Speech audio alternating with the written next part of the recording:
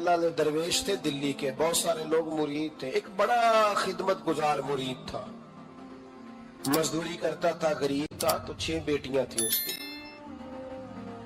حضرت صاحب کے پاس روز آ کے کہتا حضور بچیوں کے لیے دعا کرے، اللہ کوئی اسباب پیدا کر دے، ایک بچی کی شادی کا خرچہ 1000 دینار ہے اور میں غریب ہوں۔ حضرت صاحب دعا کر دیتے۔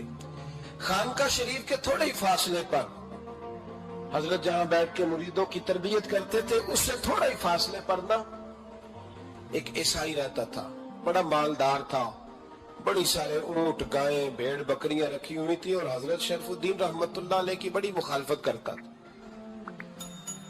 اور یہ جو آپ کا غریب مرید تھا، یہ اس کا پڑوسی تھا، ایک دن بلا کے نا ان کو کہنے لگا کہ تو کدھر جا کے جو ہے وہ ٹکرے مار رہا ہے، وہاں سے کچھ نہیں ملنے والا، وہ تجھے کیا دیں گے جن کی خانقاہ خود چندے پہ چلتی ہے، مدرسہ چندے پہ چلتا ہے، مسجد چندے پہ چلتی ہے، تیری بیٹی کا معاملہ کہاں حل ہوگا؟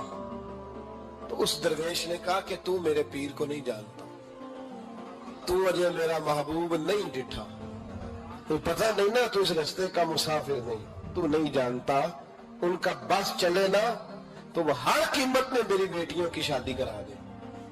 اب وہ عیسائی تھا، کہنے لگا اچھا چلو ٹھیک ہے، اگر اتنی بات ہے نا تو جاؤ ان سے جا کے کہہ دو کہ 6 سال کے لیے میرے ساتھ معاہدہ کر لیں، تو میرے جانوروں کو چارہ ڈال دیا کرے، 6 سال ڈیوٹی کرے، میں 6000 دینار دے دیتا ہوں۔ وہ میرے ساتھ 6 سال میرے جانوروں کو چارہ ڈالے، رکھتے ہیں نا اب چارہ ڈالنے کے لیے ایڈوانس پیسے دے کے، اب تو لوگ انہیں بھی غلام ہی بنا لیتے ہیں، بڑی تھوڑی تنخواہ دیتے ہیں، ظلم کرتے ہیں، پورا معاوضہ نہیں دیتے۔ حضرت شیخ شرف الدین کے بارے میں وہ کہنے لگا جا اپنے پیر سے جا کے کہہ کہ میرے جانوروں کو 6 سال چارہ ڈالے، میں 6000 دے دیتا ہوں، تو جو کہتا ہے ہر قیمت پہ جانے کو تیار ہے۔ اس نے جب یہ بات کی تو مرید نے ناراض ہو گیا، وہ لڑائی ہو گئی، گریبان پکڑ لیا، جھگڑا ہوا، بات بڑی دور گئی۔ اس طرح کی بات کرتا میرے حضرت کے بارے میں، تیرے جیسے کئی میں وہاں کام پہ رکھا دوں۔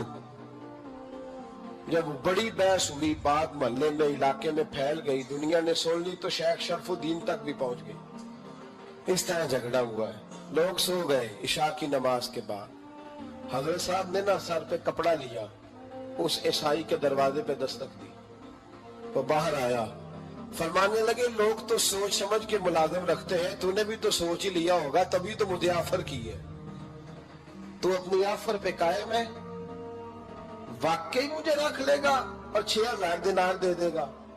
کہنے لگا جا بابا کام کر اپنا۔ فرمایا نہیں، تو نے اتنے لوگوں میں بات کی، اتنی بحث ہوئی، تو قائم ہے؟ کہنے لگا میں تو قائم ہوں، پر آپ نے نہیں قائم رہنا۔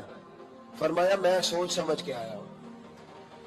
اس نے کہا آپ ڈیوٹی کریں گے، بحثوں کو چارہ ڈالیں گے؟ فرمایا ایک شرط، بس جب اذان ہو جائے نا تو مجھے رب کی نماز پڑھنے کی اجازت دے دینا، باقی صبح و شام جو تو کہے گا۔ اگر اس غریب کی بیٹیاں بیائی جائیں تو مجھے اور کیا چاہیے، اس کی 6 بیٹیوں کا بوجھ ہے اس کے سر پہ، تو مجھے رکھ لے۔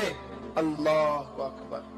وہ کہنے لگا چلے پہ میرے ساتھ خط بندگی کر لے، آج کل ہم اسٹامپ کرتے ہیں، اس زمانے میں خط بندگی ہوتا تھا، غلامی کا خط، قاضی شہر کے پاس، یعنی اس کا خیال تھا کہ چلو اسٹامپ کی بات کروں گا تو بھاگ جائیں گے۔ فرمایا چل میں تیار ہوں۔ قاضی تک گئے، طے ہو گیا، 6000 دینار دے دیے۔ حضرت نے مرید کو بلایا، فرمایا پتر یہ لے جا، جا میری بیٹیوں کو روانہ کر دے۔ کہنے لگا حضور یہ کیا کر رہے ہو آپ، کچھ سوچے؟ فرمایا یار جب تجھے بیٹا بنا لیا تو پھر میری پوتیاں تو لگتی ہیں نا، میرا حق تو بنتا ہے نا، جا جا کے ڈیوٹی کر، ان کو بیاہ دے۔ بات پھیل گئی، بادشاہ بھی عقیدت مند تھا، وہ 12000 دینار لے کے پہنچا۔ کیا بتاؤں ان رب کے بندوں کا دل کیسا ہوتا ہے، کیا درد ہوتا ہے، کیا رنگ۔ 12000 دینار لے کے بادشاہ آیا اور آ کے